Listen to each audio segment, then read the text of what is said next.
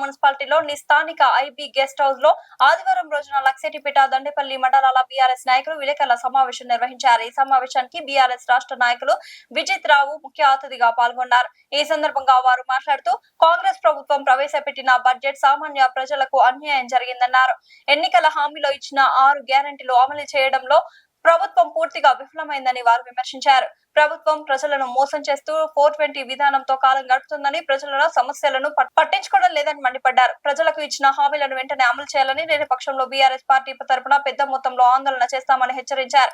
ఈ కార్యక్రమంలో మాజీ డీసీఎంఎస్ చైర్మన్లు కేతిరెడ్డి శ్రీనివాస్ రెడ్డి, తిప్పని లింగన్న, మాజీ మున్సిపల్ చైర్మన్ నల్మాస్ కాంతయ్య, మాజీ municipal vice chairman Kodeti Srinivas Goud, Ramdeni Tirupati, Dandepalli మండల పార్టీ అధ్యక్షులు చుంచు శ్రీనివాస్, ముద్దసాని తిరుపతి, బొమ్మన మహేష్, గుల్లరాయమల్లు నాయకులు పాల్గొన్నారు. 1,00,000 కోట్లు ఎక్కువ అప్పు చేసి ఏమీ లేదు, ఆస్తి ఏం సృష్టించలేదు. ఇంకా ఏం కనిపిస్తుంది అంటే వీళ్ళు సృష్టించిన ఆస్తి ఏంటంటే ఫుట్బాల్ ఆడడం, అందాల పోటీ పెట్టడం, లేకపోతే ప్రైవేటు ప్లేన్లు వేసుకొని ఢిల్లీకి వెళ్ళడం, చేపలలో హెలికాప్టర్లలో తిరగడం, కాస్ట్లీ వాచ్లు, కాస్ట్లీ బూట్లు తప్ప ఈ ఆస్తులు ఏం కనిపించలేవు ఈ కాంగ్రెస్ వాళ్ళకి. అంటే కాంగ్రెస్ పార్టీని బీఆర్ఎస్ పార్టీ తరఫున హెచ్చరిస్తున్నాం. ఈ 3 బడ్జెట్లలో ఇంత నిండు సున్నా ప్రజలకు ఉపయోగపడేది ఏది మీరు చేయలేదు. ఎట్లా చేస్తారు? బడ్జెట్లే కేటాయింపులు లేవు. ఇది సాధారణంగా అయ్యా విద్యార్థుల్ని కేసీఆర్ గారు ముఖ్యమంత్రి ఉన్నప్పుడు కానీ మంచిగా ఇదే జరుగుతుంది కదా.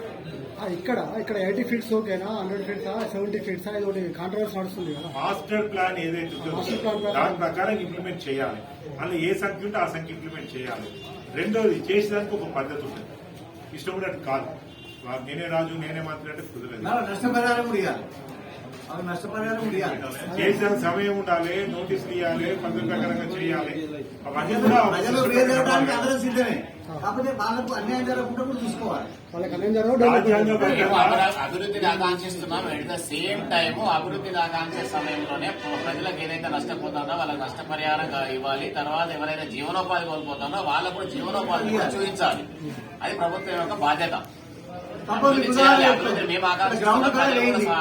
గ్రౌండ్ తీసేసినప్పుడు వాళ్ళకు మడిగలు వేసినాం, అప్పుడు ఉన్న ప్రకారం వేసినాం. అంటే వాళ్ళకు ఉపాధి కల్పించడమా లేదా మా పేరు. అదే విధంగా ఎవరికైనా నష్టం జరిగినప్పుడు ఆ విధంగా చేయాలని మేము కోరుతాము. ఓకే, వీళ్ళు ఈ కాంగ్రెస్ వాళ్ళు మాత్రం వాళ్ళు చెప్పిన మాటలు నిలబెట్టారు. రైతుల విషయానికి ఇంతకుముందు నేను చెప్పినట్టు ప్రతి ఎకరానికి 15,000 అన్నారు సంవత్సరాలు. ఏమైంది? ఒక్కసారైనా ఒక్క ఎకరానికైనా ఈ తెలంగాణ రాష్ట్రంలో ఒక్కసారైనా ఒక్క ఎకరానికైనా ఒక సంవత్సరంలో 15,000 ఇచ్చిండ్రా? ఏ ఊర్లు ఇచ్చిండ్రో పోదాం పాటి. ఈ మధ్య నియోజకవర్గం తీసుకుందాం.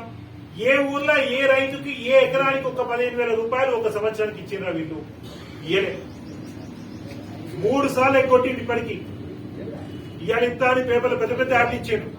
ఆ ఇచ్చే పైసలు కంటే ఈ పేపర్ యాడ్లు ఎక్కువ అవుతాయి.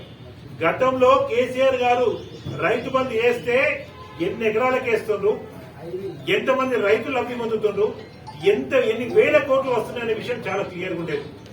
అదే కాదు, ఇక వీళ్ళ పద్ధతి కూడా చూస్తా అంటే రాను పోయిన బడ్జెట్ కి ఈ బడ్జెట్ కి ఏదైతే అగ్రికల్చర్ కి కేటాయించిన పర్సెంటేజ్ ఉంటుందో అది కూడా తగ్గుతుంది. గతంలో ఉండే గవర్నమెంట్ హాస్పిటల్ డెలివరీ అయితే ఇట్టించుకుంటూ వాళ్ళకు 12,000 రూపాయలు ఇచ్చేది ఉండే, అది బంద్ అయిపోయింది. సరే, పెళ్ళైతే తులం బంగారం అన్నారు, అది లేదు. చదువుకున్న వాళ్ళకు స్కూటీలు అన్నారు, అది లేదు. నెలకు 2,500 అన్నారు మహిళా సోదరు మహిళలకు, పెళ్ళైన వాళ్ళకు, అది లేదు. ఏదైతే వ్యవసాయ కూలీలు ఉంటారో దాదాపుగా ఎక్కువ మహిళా సోదరు మహిళలు, వాళ్ళకైతే సంవత్సరానికి 12,000 అన్నారు, అది లేదు. అంటే మహిళా సోదరు మహిళలకు అడుగున ఎక్కడ కూడా ఈ ప్రభుత్వం ఎక్కడ కూడా వాళ్ళు చెప్పిన మాట నిలబెట్టుకోలేదు. అదేవిధంగా యూత్ కి అన్ఎంప్లాయ్మెంట్ ఏదైతే వాళ్ళు 2 లక్షల జాబ్లు అన్నారు, వాళ్ళు చెప్పే 70,000 60,000 కేసీఆర్ గారు ఇచ్చిందే వాళ్ళ అకౌంట్లు వేసుకుంటారు. ఎక్కడ కూడా టీఆర్ఎస్ పార్టీ నాయకుల సమాజం ఇచ్చిన మన ముఖ్య నాయకులు మరి ఈరోజు రాష్ట్ర బడ్జెట్లో 3వ బడ్జెట్, ఆ బడ్జెట్లో మరి వారైతే ఏదైతే ఎలక్షన్లకు ముందు ఇచ్చిన హామీలు పూర్తిగా విస్మరించి మరి రైతులకు సంబంధించి అయితే పూర్తిగా నష్టం జరిగే విధంగా చేస్తున్న ఈ ప్రభుత్వానికి మరి రాబోయే కాలంలో రైతాంగం పూర్తిగా వ్యతిరేకంగా ఉంది. ఎందుకంటే కేసీఆర్ గారి ప్రభుత్వంలో మరి నిరంతరం కరెంటు, మరి రైతు బంధు అనుకొని ఏదైతే చెప్పిండ్రో ఆ హామీలను నెరవేర్చి రైతాంగం సంతోషంగా ఉన్న సమయంలో మరి రేవంత్ రెడ్డి గారు తల్లిబొల్లి మాటలు చెప్పి అనేక రకమైనటువంటి ఆశలు పుట్టించి దాని ద్వారా ప్రభుత్వానికి 10% 15% లాభం వస్తుందని చెప్పి కాంట్రాక్టర్ దగ్గర నుంచి తీసుకుంటే వాళ్ళకు 7,000 కోట్లు అంటే దగ్గర 700-800 కోట్ల కమిషన్ వస్తుంది. అంటే ఏ పని చేసినా కూడా రైతులకు ఇస్తే ఏమొస్తుంది, వృద్ధులకు పెన్షన్లు ఇచ్చినా ఏమొస్తుంది, వీళ్ళందరికీ బడ్జెట్లో పెట్టుడు వరకే గాని వాళ్ళకి ఇస్తే మాకేం రాదన్న ఉద్దేశంతో వాళ్లకు సొంత నాయకులకు, మంత్రులకు గాని, ముఖ్యమంత్రికి గాని, పార్టీ నాయకులకు కూడా కమిషన్ వచ్చే కార్యక్రమాలకు ఈ డబ్బులన్నింటినీ వచ్చిన డబ్బులను వాడుకుంటూ వాళ్ళు కమిషన్ తీసుకుంటారు తప్ప రైతులకు ఇవ్వవలసిన రైతు బంధు గతంలో కేసీఆర్ ఉన్నప్పుడు 5,000 ఇచ్చిండ్రు, వీళ్ళు 7,500 అన్నారు, 7,500 పోయింది, 6,000 అన్నారు, 6,000 పోయింది, 3 సార్లు ఎగ్గొట్టిర్రు, ఒక్కసారి అయితే 3 ఎకరాలకే ఇచ్చారు. రేపు ఇవ్వదా కూడా వేస్తామని చెప్తున్నారు 1 ఎకరానికి.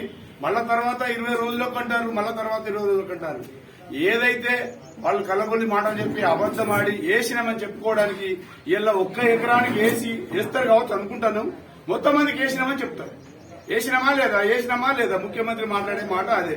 విచ్చేసినటువంటి టీఆర్ఎస్ కుటుంబ సభ్యులందరికీ మరియు పాత్రికేయులందరికీ కూడా హృదయపూర్వక ధన్యవాదాలు తెలియజేస్తూ, నేటి సందర్భం ఏంటంటే రైతు బంధు అనేది రేవంత్ రెడ్డి గారు అధికారంలోకి వచ్చే కంటే ముందు 100 రోజులలో అమలు చేస్తా అని చెప్పి ఎకరానికి 15,000 ఇస్తా అని చెప్పి ఇప్పటికి 3 సార్లు ఎగబెట్టడం జరిగింది.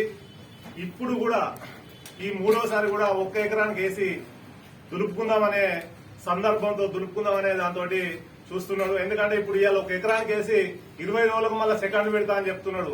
మోసంలో మహా మోసగాడు మన రేవంత్ రెడ్డి. మోసం చేయడంలో ఆయనను మించిన గనుడు మన తెలంగాణ రాష్ట్రంలో ఎవరు లేరు. రైతులందరూ కూడా గమనించాలి. ఆదిలాబాద్ లో ఒక రైతు ఆయన కడుపులో నుంచి దుఃఖం వస్తుంది. ఆ ఒక వీడియో చూస్తే హృదయం అంతా చలించిపోతుంది. ఎందుకంటే ఆయన నేను ఏం చేయాలి, 3,80,000 పెట్టి నేను కౌలుకు తీసుకుని మక్కలు అమ్మదామంటే ఇక్కడ ఎవరు కొనట్లేదు, తేమ శాతం అని చెప్పిన ఏదైతే దక్షిణపేట, దండపల్లి రైతు సోదరులందరికీ, ప్రజానికందరికీ కూడా ముఖ్యంగా తెలుసుకోవాల్సిన అవసరం చాలా ఉంది. కాంగ్రెస్ ప్రభుత్వం 2023 నవంబర్లో ఎలక్షన్లలో గెలిచింది. 6 గ్యారంటీలు, 420 హామీలు, మోసపూరితమైనటువంటి మాటలు చెప్పి ప్రజలను మోసం చేసి ఓటు తీసుకొని అందరూ చూసిర్రు. ముఖ్యమంత్రి రేవంత్ రెడ్డి గారు అయితే ఏడ మాట్లాడినా కూడా ఇప్పుడు అయిపోయింది అనే చెప్పుకున్నారు. కాంగ్రెస్ పార్టీ నాయకులందరూ కూడా అదే పాట పాడినరు. 100 రోజులలో మేము అన్నయ్య చెప్పినాయి అన్ని అయిపోతున్నాయని చెప్పారు.